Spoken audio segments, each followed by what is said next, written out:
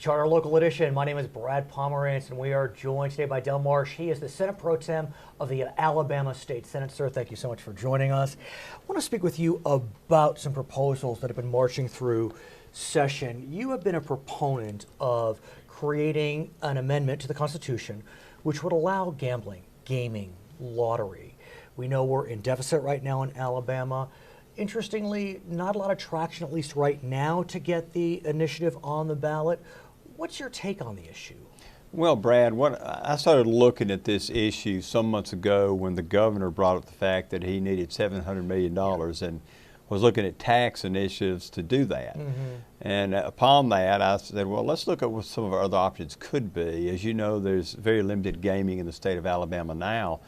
And I asked Auburn University of Montgomery, right, AUM, to run a study on gaming. And the reason I wanted Auburn AUM to do it is I wanted a neutral entity, and I didn't whether they for or against gaming. What are the facts? In other words, what if you took the existing facilities of the state right now and allowed them to have up to Game 3, which is the board games, and you had a lottery? What would it yield to the state? And the study showed that it was some $300 million for a lottery, another $100 million on taxes on the 4 facilities that were in the state, and even more impressive was an $800 million economic impact from it. So you're talking over $1 billion. That would even include the compact with the Indians. And as I understand it, over 11,000 new jobs just on the 4 existing sites: Mobile, Macon County, Greene County, and Birmingham. That's correct. That's remarkable. I mean, it was a lot of jobs there. A huge number. And so when you're looking at the problems with the general fund, I felt it should be one of those things that for consideration before we look at $700 million of taxes to people of this state.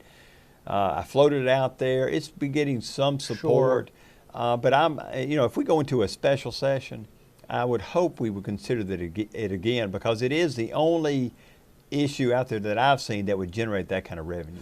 So the governor has been less than kind toward the proposal. He has indicated he would not accept the proposal in lieu of new taxes. But here's the question. Is there a scenario whereby the legislature can come together and create a package where maybe we won't see $541 million of new taxes like Governor Bentley has suggested, but maybe closer to the House plan, $150 million of new taxes. In exchange, the initiative on gambling gets to go on the ballot. Is there room for that, sir? Well, I would hope so. Of course, if this initiative were to be passed, it'd be a constitutional amendment. It doesn't even go to the governor; it would go to the ballot. He would set the date of the election and the tone and the tone. He would. But I have not seen the governor go there yet. Now, the piece of legislation that was passed out of the House initially, the plan was to encourage the governor to work a deal out with the Indians.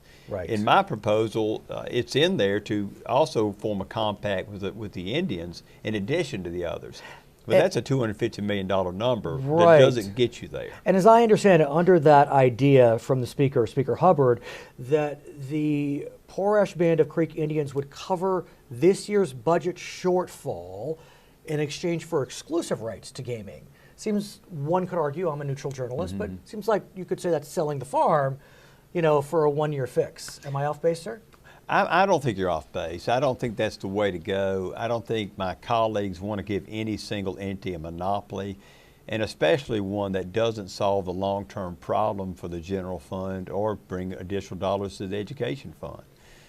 So to me, the logical thing to do is, and the fairest thing to do, is to capitalize on the gaming that's in the state. We're not wanting to expand. In fact, we're stopping the expansion by targeting on this. It is going to be critical that you have a strong gaming commission in place to oversee these entities, make sure that the state is receiving fair revenue and decisions as to how the games operate these facilities. That's the key to the legislation. Let me ask you, though, let's say, for argument's sake, we do see the initiative on the ballot, the constitutional amendment on the ballot in September. You think the voters of Alabama are ready to pass this? There are a lot of different arguments in favor and against. Some have religious concerns. Some have concerns that it unfairly targets the poor. And so there are a lot of different ways to look at it. Can a coalition be built in your mind that gets you to that majority vote? I would hope so. I think that with the polling I've seen, most Alabamians right now favor some area of gaming. The lottery had, last poll I looked at, and this was among Republicans, had a 61% approval. That's pretty impressive. And the gaming, the game 3 had a 57% approval. So, and one would think Democrats would be more in favor? More so. One would think. What we were looking at are Republican primary voters, which is the base of the party. So that's very telling of the mood that's out there right now. But I think part of that mood is because these individuals that are looking at this poll do not want tax increases. I mean, I can tell you this. People ask me as a Republican, Senator as a Republican, why would you be looking at this gaming bill? I said, well, I don't game myself. To me, that's all like a use tax. But if I've got a choice between putting this on the ballot for the people to make a choice or forcing $541 to $700 million of taxes on them, that's an easy choice for me. So the question becomes, where do you go from here? Because in the final analysis, we're kind of at a logjam right now.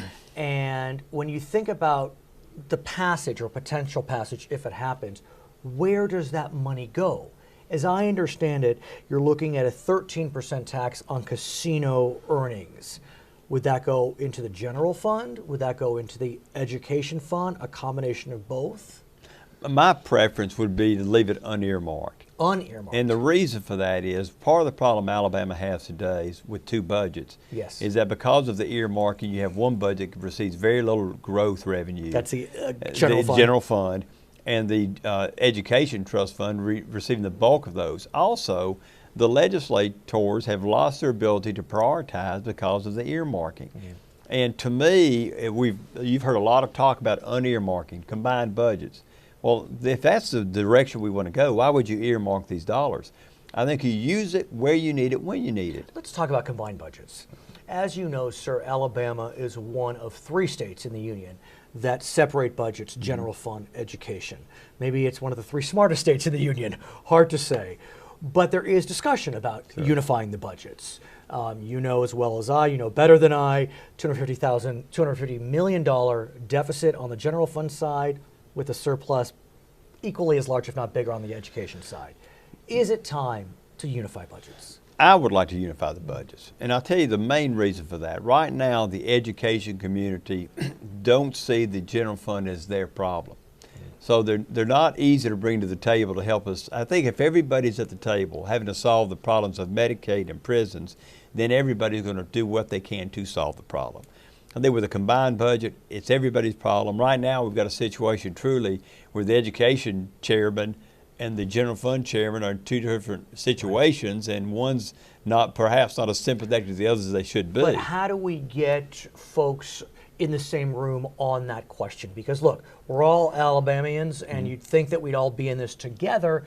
But still, I mean, educationally, the lobby has been very protective of their dollars. The way you do that, first thing you've got to do, and I mentioned them both, Medicaid and prisons. To me, you've got to cap those entities in a percentage of the overall budget. You've got to make it clear that they're not going to get any more than a percentage of that budget, because that's the fear they're going to gobble up all the growth. So once you cap them at a reasonable number, there's less fear of combining the budgets. Do you see that happening? I do see it happening. I had a bill this session to cap those.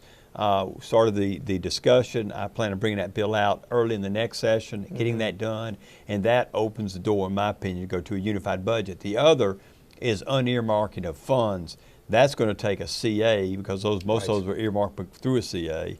Some were statutory, we could deal with those. But the people of this state have to feel very confident that the legislators are able to prioritize and how to spend that money. His name is Del Marsh. He is the Senate Pro Tem of the Alabama State Senate. My name is Brad Pomerance. It's Charter Locally.